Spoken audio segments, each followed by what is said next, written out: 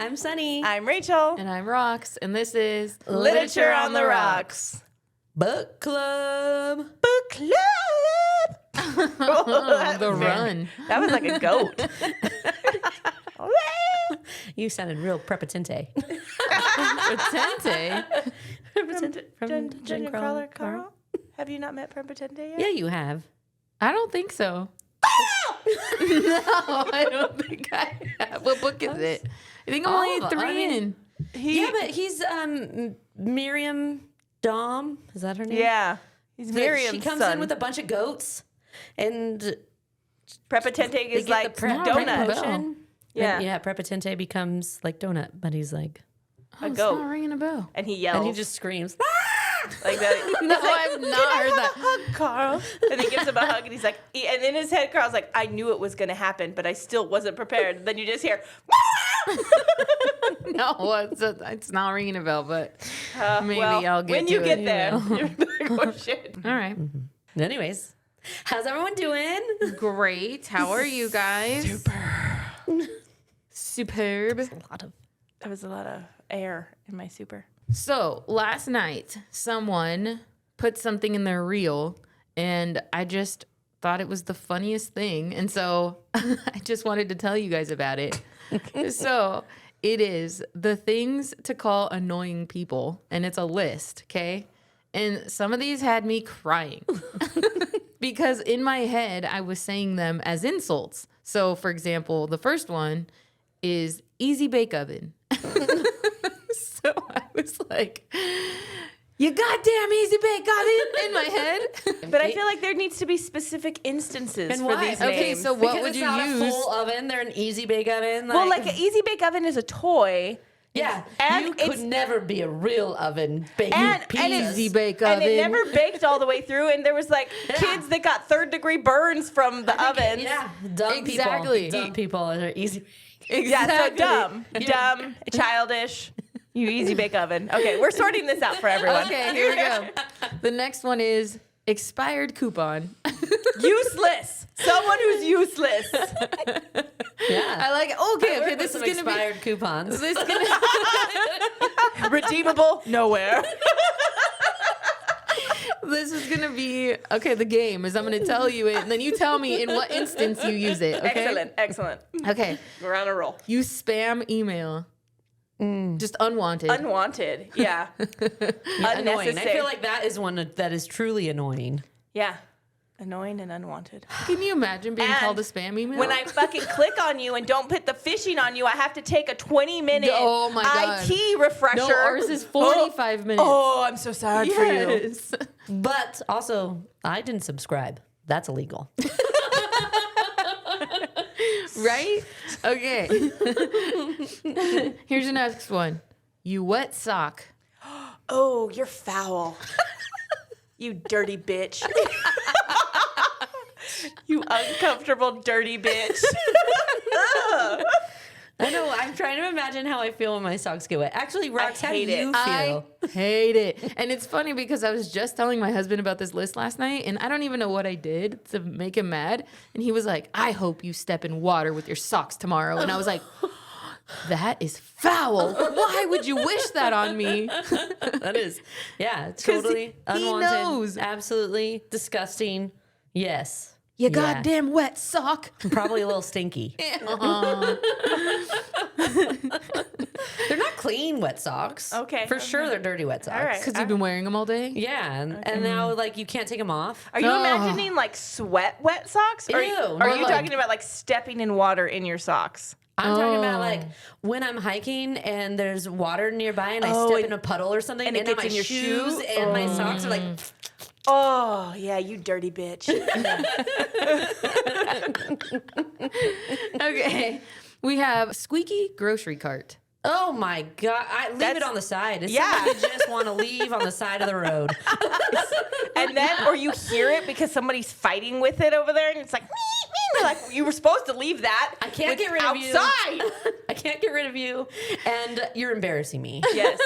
Oh, and you know what? I've been victim to the squeaky cart You took it? because I didn't realize until I was all the way in, and now it's quiet in the store, and now you just hear the and I'm like, I've already committed. I got groceries in here. I'm Norman Bates. I'm coming for you. Okay, okay. Here's my absolute favorite one of the entire list: you cold bowl of soup. Disgusting. No.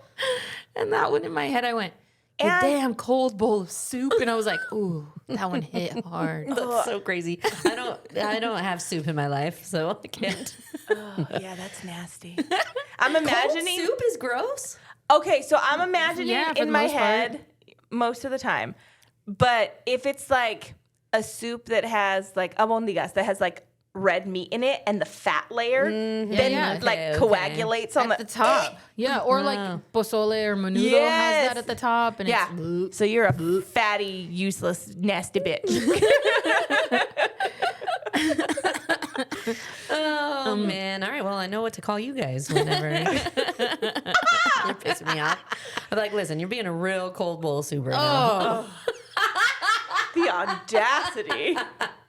So I had a good time with those last Those night. are That was fun. Thanks for sharing. No, thanks for playing along.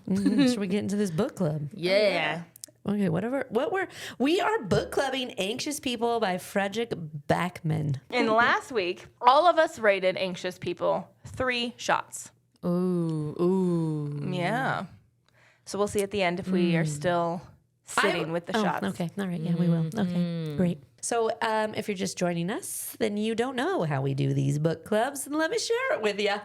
We have 4 questions that we do that are exactly the same every single week for every single book we do. The last few questions, 3, 4, we are book specific. I will say too about Anxious People, at the end of at least on the Kindle, there are book club questions and things Oh, are there? for a book club to do. Oh, I didn't know Yes. that. But I do think some of the questions are really good. So if you are in a book club, please use our questions, but also there's some there for you. Yeah. Yeah. So the first question is first impressions. What were your initial thoughts when you started reading Anxious People? Did the book meet your expectations or surprise you? When we first started creating our podcast TBR for, I guess it was this year, I usually do a bunch of research on books and figure out which ones I want to add. This book was one I didn't know much about, but the premise of the book really caught my attention. So now, if I'm honest though, it was like a last minute, just make a decision Sunny kind of a book. And I was a little nervous about it. It seemed like it had good reviews. But then when I got to reading it, I couldn't remember anything about it or why I picked it. So I didn't have really high expectations when I started to read the book. I had to look it up that it was even my choice. So anyways, but by the end, I was glad that it was a good book and that it was on our list because I did enjoy it. So on the cusp of reading Wedding People, I didn't know what to expect. Here come the people. But I was surprised by the cadence of the book, the way it was written, the humanity in the characters, and the humor in this book. It was a good choice. It felt really different. Yes, it was. Like the way it was written was And like the fun interjection from Yeah. the narrator that wasn't in the story and was just like a little voice in the movie that's Yes. like the headless voice. yes. I liked it. Yeah, faceless. And headless. And limbless. Limbless, for sure. The limbless voice in a movie. Faceless, yes. Okay, so I just said the book surprised me because it was about so much more than I anticipated. The connecting stories and the overall theme really wasn't exactly how I imagined it, but it was a pleasant surprise. Unresolved questions. Were there any plot points or character arcs that you felt were left unresolved or could have been explored further? And I thought the ending wrapped up most of the characters' lives, but I do want to know a little bit more. I want to know if Jack's sister finally got the help she needed when she was surrounded by the support of her dad and brother. Did they all heal together in their relationship? And also, I don't really need to know about the husband and the cheating boss, but I do hope they're on a street corner living out of a box because fuck them. With Petra. Yeah. With Petra and Peter. and all the other shitheads in our book list. We have the shithead corner There's that we've one banished corner in everybody this to. world that just They're have- in an encampment now. There's so many of them. They live on Skid Row now. a little makeshift address mailbox thing They have their own mailbox cluster. in an unincorporated area of a city. It's just a big box with inner boxes inside. Little inner Inner boxes. It's just a big box with little shoe boxes inside. What happened to Zara after all this was done? I know that she needed to settle her conscience, and she was able to do that. But overall, what did she go on to do after this? She had an interesting life, and the way that she went about the poor people always cracked me up. But did she ever become a little more understanding to the world, or was she forever a little cynical? Forever cynical. Probably. She probably went where she was surrounded by rich people and no more poors. Well, and that's the thing. She's like, I have closure on the poor people in my life. Yeah. No. Or did she end up with freaking? I think she ended what's up his with name? Rabbit. I hope Yeah. she did. I hope she ended up with Leonard. Oh, Leonard. I think the book overall did a great job buttoning up the many stories that it took us on. We were able to close the book and feel that closure. The only thing I might have wanted a glimpse into is the bank robber's ex-husband and boss. I didn't miss it at the end, but it would be great to hear that they did horribly and split up within a year, and the husband was a sad, lonely man, and the boss was fired. Also, that bank robber sued the shit out of the company for being unfairly let go because her boss was having an affair with her husband. That's got to be some sort of HR violation, right? Wrongful termination for sure. I don't know about the worlds of the Netherlands. Well, if it was in California. Yes, it'd be grass. Be easy baked oven the fuck out of here.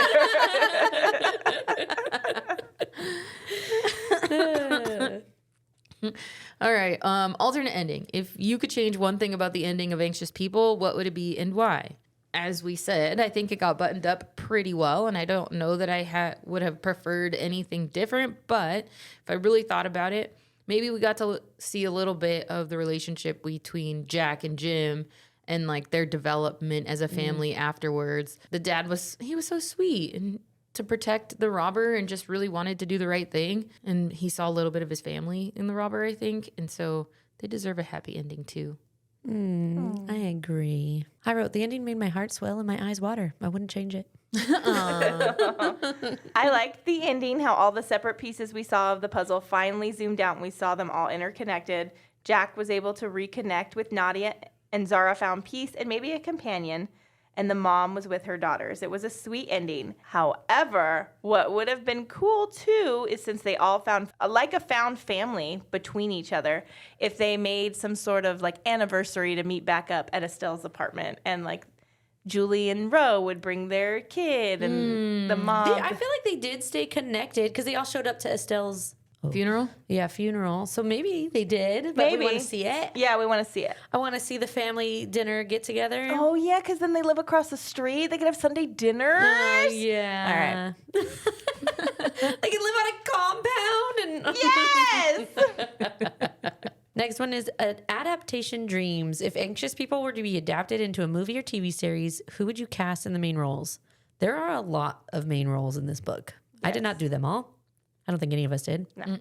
I cast Jim, Jack, the bank robber, and Estelle. I did the bank robber, Jim, and Jack. I did the bank robber, Jim, Jack, and Zara. Okay, so Estelle and Zara are already going to be honorable a shoe-in. mentions. Honorable mentions. Should I start with bank robber? Sure. Yeah. I chose Jennifer Lawrence because I like her. That was it. That's the only reason. I don't know how they would hide the fact that as a woman they have this reveal like, I'm a woman. Oh, maybe it's like through the point of view of the robber for a while until it Shows us. pans out, and then She's it wearing you like don't a see her big very baggy often. sweater. Like oh, maybe she's nothing got like a ski formed. mask on. She does. She does it the whole first. time. Yeah, right. The whole time. I like the idea of it being just from her perspective. Like, you don't really see much of her. Like maybe in the mirror, And you don't see, hear like, her voice. Yeah, well, you would hear it, but maybe because she's changing it, right? Because she doesn't want to know that she's a woman. That's the voice you should use when you're narrating a book in the male perspective. I love you, Dolores. Get your ass over here. It's like I've been smoking for 39 years. Let my dick spring free. Put that knife in the bed handle. That hurt my voice. I couldn't do that. For the robber, I chose Jessie Buckley. I don't know anything about see her. her face. She You don't see her face? I mean, I don't know her face. Oh. Oh, she's in Bride of Frankenstein, but I don't think I've seen any of the other movies that she's been in. I don't know who she is, but Okay. cool. All right. I chose Maya Hawke. Oh, Maya Hawke. You know, it threw me off when I realized who her parents were. Who are her parents? Uma Thurman Oh, yeah. and Ethan Hawke. She looks a lot like Uma Thurman. Yeah. I don't have an opinion on I any of don't them. either. I like Maya Hawke, but I think she's young. She's kind of got a little baby face to be having. Oh, I thought she looked a little old for her age. Let me see. Really? Okay, so All pick right, yeah. Jessie Buckley or Jennifer Lawrence. All right, I guess Jessie Buckley. Although Jennifer Lawrence's deeper voice would do really well. And I think She does have a deep voice. Okay, Jessie Buckley? Yeah. Okay. Jim, the dad police officer. I cast Nick Offerman. Oh, God, I okay, don't know who that is. I went different, and I went Jeff Bridges. Oh, that's funny. He's old, but He's hella old. He'd be retired already. okay, because I was going to choose him. I just couldn't remember his name. But when I looked him up, he's very old. Him, and there was one other that I chose that I was like, oh, this guy. And then I looked him up, and he was 80. He could have been like 65 on his verge of retirement. People work till forever these days. Not cops. They may be. They hit their retirement age after 20 years. Cop retirement age. We're going to Google this. Do they? They must. Between Public 48 and 59. See? They retire early. But also, I think that the son was kind of a younger son. Yes. Yes. So that was why I thought he couldn't be that old. But I do like your choice. Yes. I like him as an actor. All right. Who'd you pick? Okay. I did Kyle Chandler. I looked him up too. He's 60, but he does have a younger face. I don't hate that. I think he's like the happy medium of our two. Yeah. Okay. So Kyle Chandler. Yeah, let's go Kyle Chandler. Okay. So then for Jack, I really struggled with Jack, actually. I picked Patrick Schwarzenegger. I almost picked him, but then I picked Jacob Elordi. Okay. I did Lucas Hedges. I like Patrick. Okay. Okay. So who would you pick for Zara? Rebecca Ferguson. Oh, okay. Uppity. Yes. Okay. I did Estelle, and for Estelle, I cast Lily Tomlin. I still think Betty White would be the perfect one, but you know. Oh, I do like Lily Tomlin. Right? Yeah. Oh, yeah. Oh, yeah. She could be kind of A little Quirky. whimsical, quirky, Yeah. funny. Yeah. She's great in that show, Grace and Frankie. Yes. She'd Yeah. be able to pull out wine from random Yeah. settings and be like, Exactly. She's a good pick. All Well, right. so then our ice drop is the bank robber is Jessie Buckley. Jim is Kyle Chandler. Jack is Patrick Schwarzenegger. Estelle is Lily Tomlin. And Zara is Rebecca Ferguson. I think this is one of the few casts where we each got one. no landslide victory here. No. We're all equal. I feel like you should cast someone else. Leonard. Leonard. Quick. Go. Glenn Powell. With Zara? Yes. Ooh, Rebecca Ferguson does look like she could nail a younger guy. He's like 40. They're about the same age. Oh, yeah, she's like 46, I think. Yeah. That's a good, okay. Glenn Powell. Leonard is Glenn Powell. I definitely pictured How funny. he's- older, but I did not that he's too. wrong, but when you said it and thinking that he's with Zara and Zara made sense, I'm like, oh yeah, maybe he wasn't that old. It never like highlights No. how old he could be. He's No. just the guy who dresses in a rabbit and shits on the toilet. Possibly explodes some blood packets. Perfect lineup. All right. Okay, and Leonard is Glenn Powell. Okay, the line we'd cross. Before hearing the bank robber's full story, would you have said you were above making a choice like that? Did your perspective shift after their story unfolded, moving from judgment to empathy? And what does that say about how we view people in extreme situations? I have said it before, and I will say it again. When it comes to my children, I am above nothing. And when I first started the story and heard that the bank robber only was trying to steal 6,500 kroner, I was like, oh yeah, there's something else going on here. We don't just rob banks for tiny amounts of money. There's got to be a driving force behind this. And I do think I give some people grace in extreme situations, but not everything. Like if you're holding up people at gunpoint, or like that guy recently in a warehouse in Ontario, like lit the whole thing on fire. Like you should have paid us. Yeah. I'm still a judgy bitch. But I will say, I do think there's still a line. Yes. It's not Yeah. in my answer, but I do think there's still a line. Yeah, there's that a line. you shouldn't cross. For sure. So I said, before reading this story, there's no question that I would do whatever I had to do for my children and or my family. It's like when you hear about people stealing baby food or diapers or just food in general because they're trying to feed their families. Yeah. If things were that tough, I wouldn't take a second guess to make sure my family was okay. I know it's wrong, but I won't watch my family starve. So that's not to say that I wouldn't try other measures before resorting to a life of crime. But when the going gets tough, absolutely. It just goes to show that not all people have the story that you think that got them to whatever situation that they're in. There is more to the story sometimes. Sometimes, quote unquote. Yes. I wrote, at the start of the book, I was a little judgy. Scratch that. I was fully confidently judgy. I was the person thinking I would never rob a bank. Even now sitting here, I don't think I ever would. But hearing the bank robber's story unfold and realizing it had to do with her children, seeing those pieces that led her there, the pressure, the fear, the impossible corners she was backed into, and suddenly it's not about whether I would do it. It's about understanding how someone could feel like it was their only choice. Do I think she handled everything the way I would have? No, absolutely not. There were moments that made me cringe, decisions that felt wrong, but knowing why she did what she did changed the way I judged her decisions. It softened something in me. It for sure replaced judgment with compassion.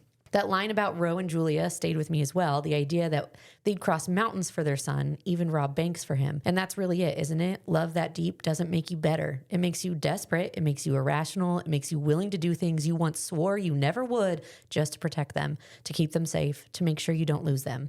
I hear people say all the time that we don't talk about certain parts of parenting that often. And I don't think that's entirely true. I think people are here talking about it, the guilt, the exhaustion, the emotional weight of it all, but understanding it is something very different. Like, look at us. We talk every week about parenting and how hard it is. It's not something that actually resonates with you until you experience it. And I hate saying this because I've been on the other side of it. It's not really an easy thing to hear when you're on that side of it, but there are parts of parenting you just don't fully grasp until you're in it, until you feel it in your bones. The highs, the lows, the chaos of trying to raise good humans, but it's not just about teaching them right from wrong. It's the invisible weight that comes with it. The constant guilt that you're not doing enough. The spiral after you know you handled something the wrong way. The craving for a moment to yourself followed immediately by guilt for needing it. The quiet, desperate hope that the choices you're making, sometimes messy, sometimes questionable, will somehow give them a better life. When I really sit with everything it takes to raise a child, the pressure, the fear, the love that feels like it might swallow you whole, yeah, it doesn't feel so crazy anymore to think that in the wrong moment, with the wrong circumstances, the most logical thing in the world might feel like robbing the bank is the next right thing to do just to keep your child. Yes. Yeah. Love Yes. it. That was great. Thanks. Very well said. Character analysis.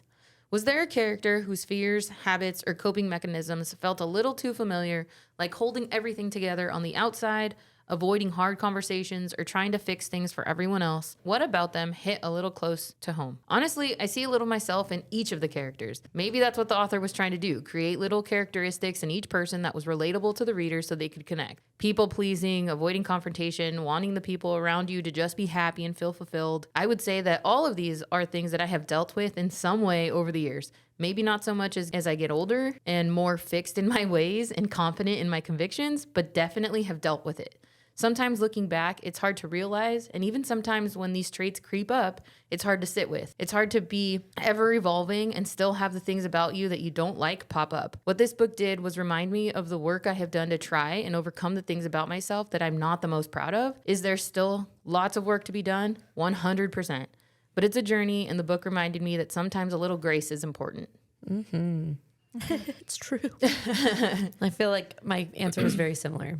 Same. I think there was something in a lot of these people that hit close to home. Rose's fear of not being a good parent and feelings of inadequacy. Annalina's feeling of needing to go along with the plan to not rock the boat because it feels easier or kinder to quiet your wants. But the person I think hit home for me the most was Zara. The control, the need to keep everything polished and handled. Like if you can just manage things well enough, you won't have to actually feel what's underneath. The idea that if you stay busy, stay sharp, stay in control, you can outrun the messier parts of yourself. Also the loud music. I don't listen to loud death metal to quiet my thoughts, but if I'm starting to feel anxious, it helps quiet my mind if I put on an audiobook, some good music, or a movie or TV show for me to watch. I think it's why I also enjoy working. It gives my brain a task to focus on without spiraling.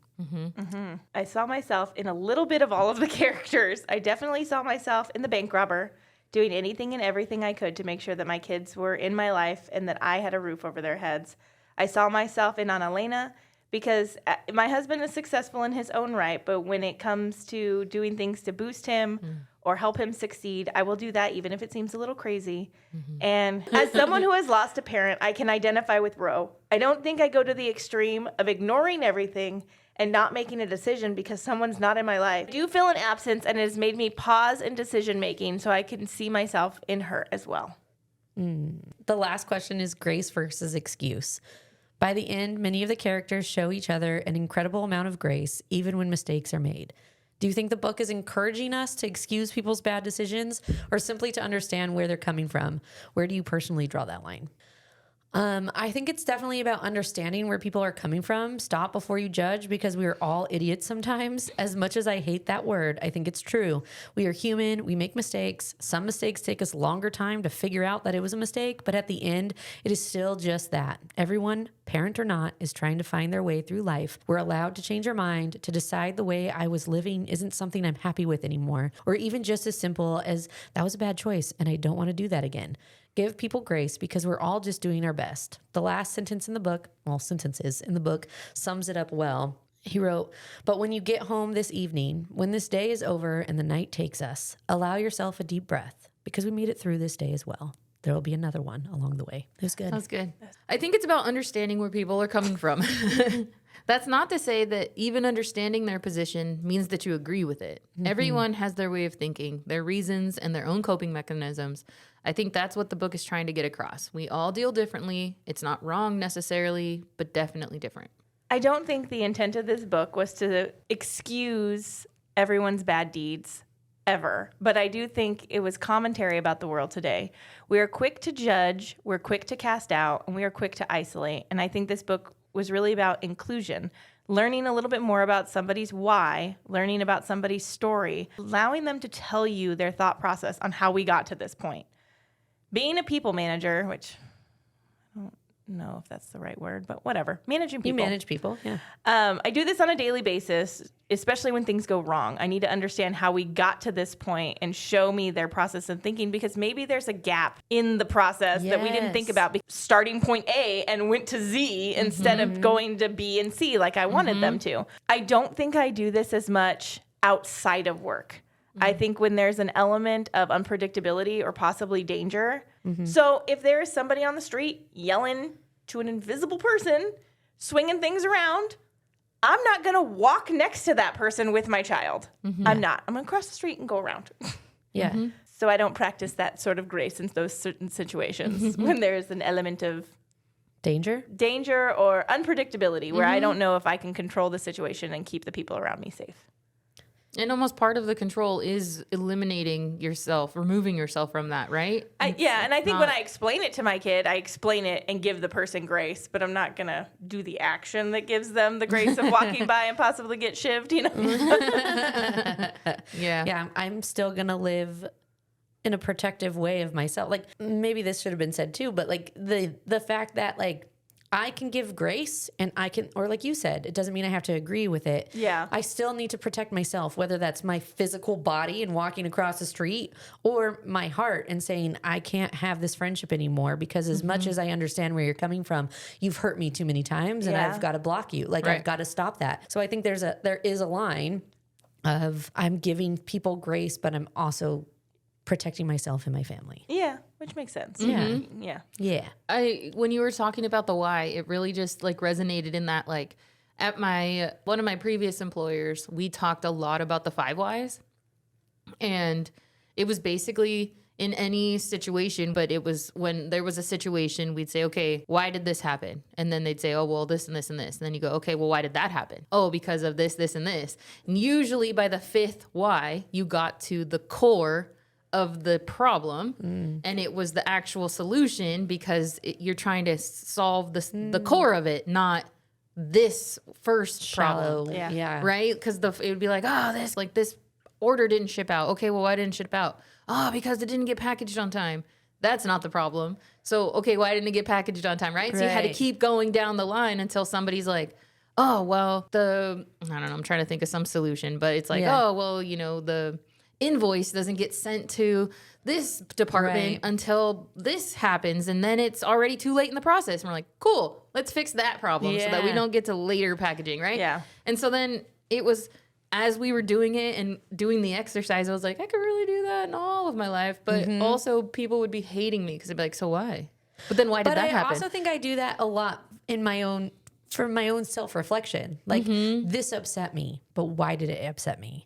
And why, like, because they said this, well, why did that feel like an insult or something that was hurting? They didn't mean it to be. So why am I taking it like that? Or, and then I feel like a lot of times you get to this root and then you're like, I'm not ready to deal with that though. yeah, exactly. Like, oh, there was a much deeper reason why I was hurt by that. And I don't want to work on that right Yes, now. exactly. Root problem analysis is not the best in personal life. No, but it does help some deep reflections. It Yeah. makes me go, okay, this was actually just in me instead of something my husband said. Yeah. So let's talk about our current book ratings now. Oh, Do we yeah. want Yes, to change yes. them? Because you were definitely thinking about it, I think, at the was beginning. definitely contemplating moving it to a 2. Only because after having rehashed it in my head and going through, it wasn't that like when we went through it, I didn't feel this overwhelming feeling of, oh yeah, that was a great book.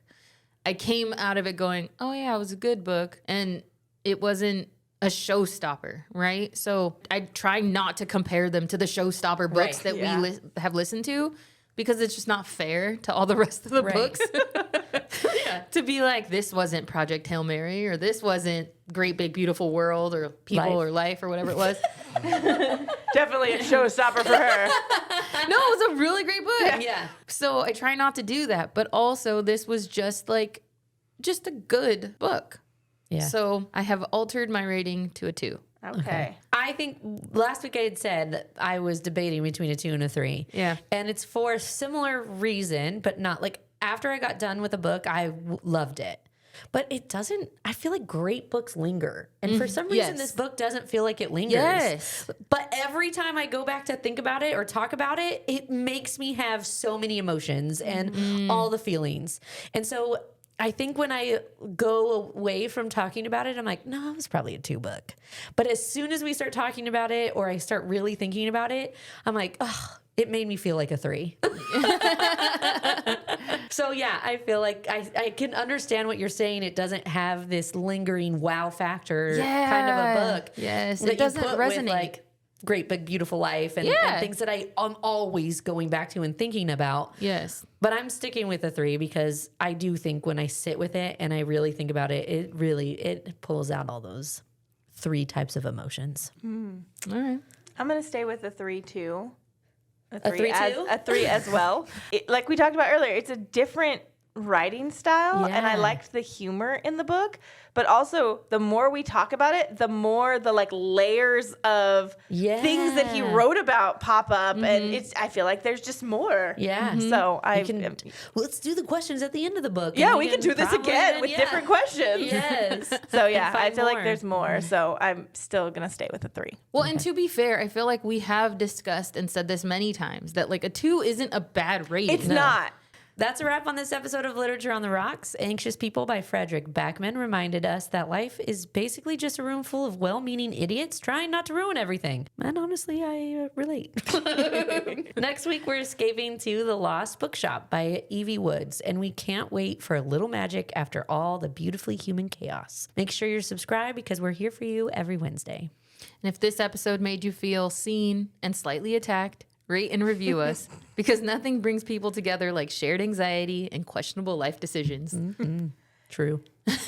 Everyone was a little messy, a little misunderstood, and somehow it all worked. If Anxious People gave you all the feelings, come hang out with us at Lit on the Rocks Pod on Instagram and TikTok and at literatureontherocks.com.